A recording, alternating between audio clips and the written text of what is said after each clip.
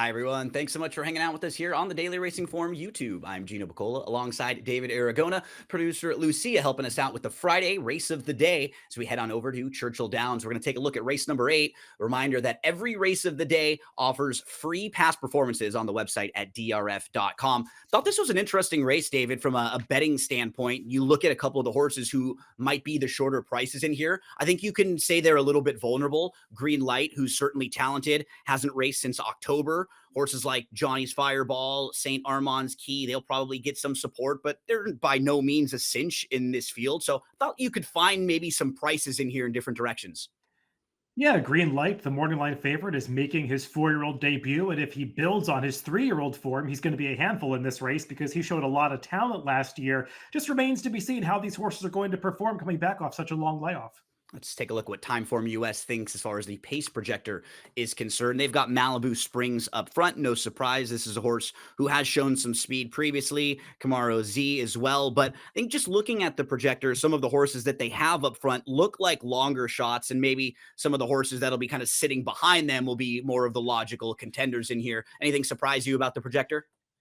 Not really surprising. I just found it a little tough to read. I mean, I guess Malibu Springs and Camaro Z will look to be forwardly placed, but I thought there were other horses that could be leaving for position. St. Armand's Key has some speed. Green Light has been known to go to the front when he breaks well, so he's likely to show more early speed than he did in his last race. And even the number 8, Accredit, has run some of his best races when he's forwardly placed. So I wouldn't be surprised if a few of these jockeys are leaving looking for position, and we'll see who's quick enough to get to the front. He was the key, the one that you just mentioned, a credit, who I'm hoping can show a little more speed in here. He could be an interesting price player if he's able to do so. Let's meet the field for the Friday race of the day, and we'll kick things off with the number 1, Rock in a Halo, who I thought was one of the trickier reads in here, David, because this is a horse who certainly has races that are good enough to compete here. But the most recent win came in a turf race, in an off-turf race in a field of 4.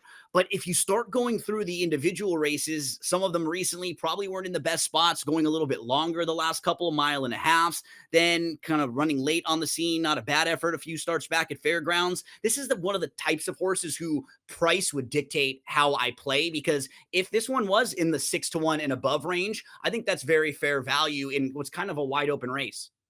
Yeah, I think this horse is going to be higher than 6-1. We'll see how they ultimately bet this race. And pace is going to be key for Rocket Halo's chances because when he gets pace to close into, he can fire a pretty big late kick. We saw that when he won at Churchill Downs back on May 11th of last year. He got a strong pace to close into that day and passed, I think, 10 horses in the stretch. Now, since then, he's been a little bit up and down. But when you start to take apart his form, Gino, and really just isolate those turf races that have been run at distances around today's trip, a mile and a 16th.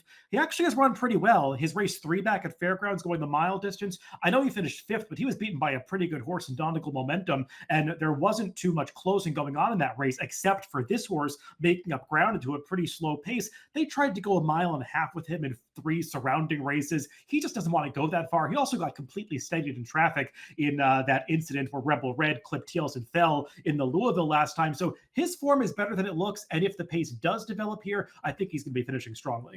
In what was a wide open race where nobody kind of scared me, I thought the 2 might be a little bit interesting because this is a horse who's on the upswing and has some pretty good turf pedigree, David. The Dam was a 6-time winner on the turf, was a grade 3 winner on the grass. Was actually the runner up in the 2008 Apple Blossom on the dirt behind Zenyatta, finishing in front of Ginger Punch. But some of the other siblings too, horse named Synchrony, 6-time winner, graded stakes winner, 7 turf wins, 3 other winning turf siblings. So I think on the upswing, and maybe a reason to feel like this horse could even be a little better on the grass. In a race that's wide open, can we make a case here for Horizonte? Yeah, I mean, he's the kind of horse that if he merely transfers his dirt form to the turf, he's a major player in here because he ran an 89 buyer last time. And his pedigree is versatile on the dam side. You mentioned the dam's accomplishments on the dirt and the turf. And it seems like her foals have been really proficient on both surfaces, kind of depending on who the sire is. My problem with this horse, Gino, is he's by Union Rags. And I think Union Rags is one of the most negative turf influences in the game. I was looking up some stats. With first time turf horses, Union Rags is 11, for 466. Ooh. So 2% win rate with Great. first time turfers. So that was the big block for me with Horizonte. Yeah, a couple other little positives. 2 starts back, loses to Just a Touch, who has Mhm. gone on and become very good this year as an older horse, just ran 3rd in the Met, and earned a 102 buyer when beating him that day, and it did seem like Horizonte improved quite a bit with the distance as well, getting a little more real estate, so we'll see if that can happen here with the distance and the turf, put it together second start off the short break. Both the 3 and 4, St. Armand's Key and Johnny's Fireball, come out of the same race, David. They were pretty close to each other, finishing 2nd and 4th at Churchill Downs on May the 10th. It was a race that didn't really have very much speed in there. The horse who got out to the lead, Corruption, wired the field, was lone speed that day. These 2 horses were sitting behind. Both kind of took a little shot at the leader, but really were no match. They have the kind of tactical speed and maybe versatility that could come in handy in a race like this. I didn't know how strong the race they're coming out of was, though. How do you feel about, we can start with St. Armand's Key? Yeah, he's the horse that was sort of applying some token pressure to the winner, Corruption, every step of the way. As you said, they weren't going that quickly up front. I at least appreciated that St. Armand's Key tried to ratchet up the piece coming to the quarter pole and actually challenge the winner before getting turned away. And I think a mile and an eighth that he was trying last time is just a little bit too far for this horse. He's probably more of a natural miler, so the slight cutback in distance by a 16th of a mile could work for him a little bit, Gino. And he's got some prior races that do make him a contender in here. Johnny's Fireball does seem to really like this Churchill turf course, has won 3 of 6 starts on this Churchill turf course. Would you give one of these 2 like a higher endorsement over the other? St. Armand's Key was the one I liked a little bit more. I just thought that Johnny's Fireball got such a perfect trip last time, stalking in behind the leader, saving more ground every step of the way. And he really had every chance to come after Corruption, just wasn't quite good enough to do so, though he still ran one of his better races, finishing second in there. He's a horse that's run some big races at Churchill Downs before. Just wondered if he gets such a perfect trip again this time. We move to the number 5, Malibu Springs, who will make his first start as a 5-year-old. He hasn't raced since November the 1st, and prior, and so 7.5 month layoff first. But before that, he had a 6 month layoff. So that to me is a negative when you're not able to string races together. I can't really get a great feel for him, David, coming off of just, not a whole lot of recent form in the last year plus or so. What do we do with Malibu Springs? Yeah, it's just kind of tough to have confidence that he's going to be ready to deliver his best effort and that his best effort is even going to be good enough to compete against this field because even his top turf performance when he broke his maiden back at Gulfstream in 2024 just doesn't really make him good enough to hang with a field like this. So I found him tough to make a case for. Green Light feels like he'll be either the favorite or one of the favorites in here. He's multiple stakes place. He really hasn't run a bad race on turf in his 6 turf races. A horse that you just mentioned a few minutes ago, Donegal Momentum, you see defeated Green Light by just a nose. Cameo Performance and Donegal Momentum actually were 1st and 4th in the grade 3 poker. You also see Brilliant Birdie, who's a grade 3 winner in the running line. So he's kept some solid company. It feels like a good starting spot for him on the year. And we're watching Green Light here get the victory at Keeneland back in October.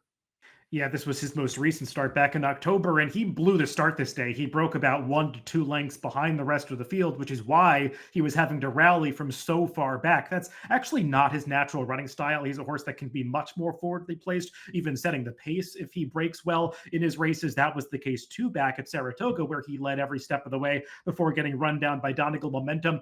At the time, Gino, I thought that was a really bad loss for Greenlight because he got everything his own way up front, was supposed to beat that field as the favorite, and got run down at the end. Though, as you were alluding to, Donegal Momentum has turned into a pretty nice turf horse, so maybe I shouldn't hold that against him too much. If he returns in top form, he's just the horse to beat.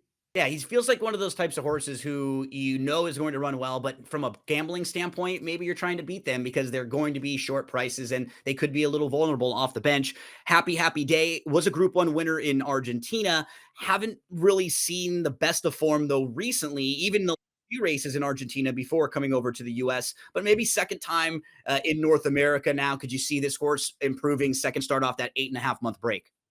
Yeah, he was a Group 1 winner in Argentina during his 3-year-old season, but things have not gone too well since then. And feels like he came to the U.S. not in top form. And I didn't see too much in that one U.S. race at Churchill last time to recommend playing him here. I thought a credit was a sneaky horse in here, David, and maybe one of the horses who I like looking to bet because he has a ceiling and he has races good enough to compete. The form might be just kind of dirtied up a little bit. He's a stakes winner. He put up 4 straight 90 plus buyers at the end of 2023. Then after a 4 month layoff, he's run 6 times since then. And he's only really run one race on paper that looks like it's kind of one of his better efforts that would stack up with the earlier races. I think he's another horse, though, who, if you start going race by race, you can eliminate race going maybe a little bit longer. We're getting back to the turf. There were races on the yielding turf and good turf courses that may not have enjoyed. And a horse that has a little bit more speed than he's been able to show recently. What do you think about a credit's chances in here? Yeah, I mean, I guess the concern with the credit is that now he's a 7-year-old and maybe he's getting a little bit past his prime, and perhaps his recent performances suggest that. But I do think you can make some excuses for those recent efforts. I mean, he's always been a little bit better on turf than synthetic, so I don't want to hold that loss two back at Turfway against him. And there was a layoff after that, so maybe there was an excuse. And then trying to go a mile and a half in the Louisville last time, that's just not his preferred distance. So it feels like he's getting back into the right kind of spot and going out for the connections that he does. He's probably going to be a big enough price that I could take a shot with him, even having some of those doubts about whether he is in top form still. Yeah, hoping they just get him involved early on. If Mario can put some pace into him early, because he could be one of the quicker if they use that weapon that's in his arsenal. Let's move to Camaro Z. This is a stakes winner in an off the turf race. He's going to be a first time gelding in here. It feels like he has to improve a lot to get compete with this group. David, what do we do with the 9?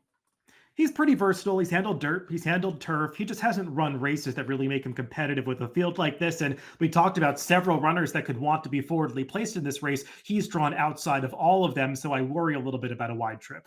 Initially, I was a little worried about the 10 O'Reilly having to get a wide trip here on the grass. But then if you watch the replay, this horse actually had a very wide trip last time out and was able to get the job done. Fine start, 3 deep. Going into the turn, was fifth, a couple lengths off, was up to third. It was always about 3 deep, David. Generally, that's not a winning move on the turf. That's more of like a dirt ride when you sit a little bit wide like that. So in just looking back at O'Reilly, that was the first start on the turf, had no problem sitting a little bit wide. Feel like he could get probably a pretty similar trip in this spot and has some upside in here.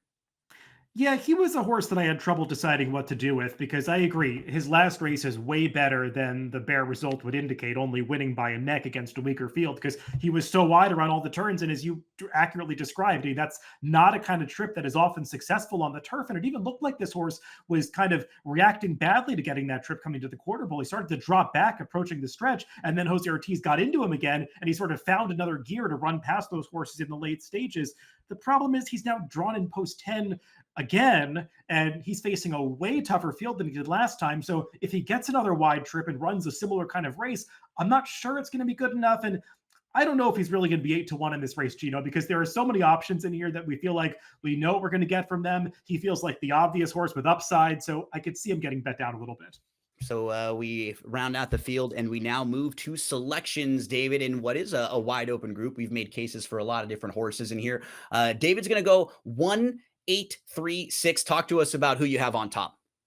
Just hoping some pace develops in this race, which seems like it's a possibility. Rockin' a Halo is a horse who's run well over this course, distance when he gets pace to close into, and I think we're going to get a decent price on him getting back to what he does best. Yeah, took the wild card Horizonte, who has that turf breeding. Maybe could take a little step forward on the grass underneath using some logicals with green light. Have a credit as a horse who I'm hoping can show a little more speed. And then, oh, really? So 2, 6, 8, 10 for me, 1, 8, 3, 6 for David. Whoever you play, however you play him, we wish you the best of luck in the Friday race of the day.